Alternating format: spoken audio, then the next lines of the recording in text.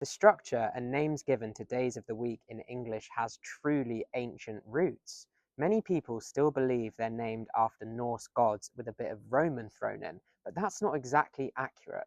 The first people to popularise the 7-day week was the Romans. They named the days after the 7 celestial bodies that are visible to the naked eye: the Sun, the Moon, Mars, Mercury, Jupiter, Venus, and Saturn. In English, the name of these planets are taken directly from Latin.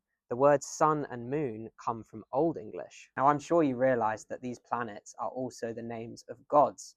Romance languages have kept to the Roman system for their days of the week, but in English, we do it differently. The Anglo-Saxons started using a 7-day week when they converted to Christianity in the 6th and 7th centuries. A calendar week was important to mark the Sabbath. Before that, they'd used the sun and the moon to record the passing of months. In order to make sense of this new system, which was in Latin, they took substitutes from their own pantheon of gods. We know next to nothing about the Anglo-Saxon gods. The ones I'm going to discuss have only brief mentions in Old English by an Anglo-Saxon monk called Bede. These gods often get conflated with the Norse gods. The two cultures were separated by several hundred years. They spoke different languages. Exactly how similar these gods would be to their Norse counterparts is impossible to tell. They're spelt similarly, and they're pronounced similarly, and there's clearly a shared culture at work here.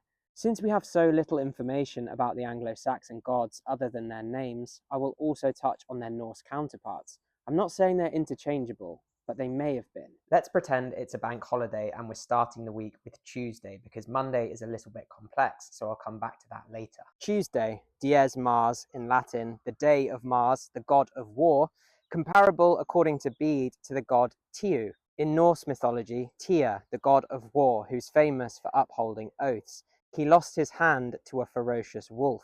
Did the Anglo-Saxon Tiu have one hand as well? I wonder. Wednesday in Latin is dies Mercury, the day of Mercury, who was one of the messengers of the gods, a powerful deity and the son of Jupiter.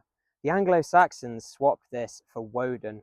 The only source we have about Woden from the Anglo-Saxons comes from Bede, who says he was outstanding amongst their gods for wisdom, for the practice of magic, and for eloquence. Odin in the Norse pantheon is considered to be the chief of gods. Mercury falls short of that.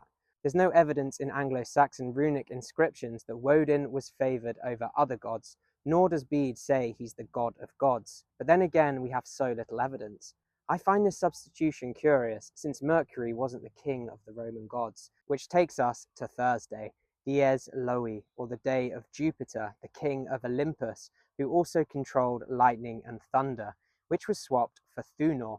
The only Old English reference we have about Thunor is from Bede, who says the day of Jupiter was named after their god Thunor, and that's it. But there are Anglo-Saxon amulets which have been found which are clearly hammers, much like the Norse god Thor's, who, like Jupiter, controlled lightning. The word Thunor and Thor have their roots in the Proto-Germanic word for lightning, so it's safe to say that Thunor also controlled lightning. Thursday was never Thor's day, it was Thunor's day.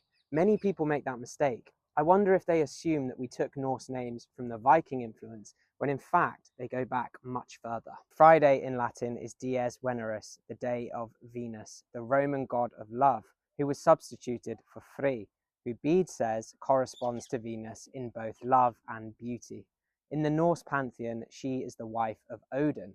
She has prophetic powers. The word Frey has its roots in Proto-Germanic as well, and it means beloved or free woman. Saturday is curiously still named after Saturn, the Roman god of time, agriculture, and abundance, amongst other things. He was a pre-Olympian god, the father to Jupiter. He was a throwback god, part of an older pantheon which mixed in with the newer Olympians, known as Father Time. Confused? Well, the Anglo-Saxons were. They couldn't find a good replacement, so they stuck with Saturn. There may be a more obvious swap in the Norse pantheon, Njortha, the god of agriculture, but interestingly, we learn from ancient Roman writers that the Angli, who later came to Britain, worshipped Mother Earth, and there's a charm in Old English which mentions an Earth Mother, so she wouldn't have been a good replacement for the male Saturn. And perhaps this highlights the difference between the Anglo-Saxon and the Norse gods. The Anglo-Saxon god of agriculture was a woman. Sunday, or dies soles in Latin, the day of Sol, Sol is the personification of the sun and a deity. This couldn't be an easier swap for the Anglo-Saxon deity Sun, which was used interchangeably for both the god and the object. But in the Anglo-Saxon pantheon, she's female, and in the Roman, she's male. Sun is getting chased by a wolf in Norse mythology, who will soon catch up with her and devour her on Ragnarok. So Sunday is far more than the sun's day. It's named after something much deeper with a double meaning. Monday, or Dies Luna, the day of Luna, who, just like Sol, was the moon personified as a deity, but she's female. This was a clear swap for the Anglo-Saxon Muna. She was both a god and a celestial object. We don't know anything else about Muna. In Norse mythology, we have Mani, who was male, the brother of the sun goddess, who was also being chased by a wolf with Ragnarok impending.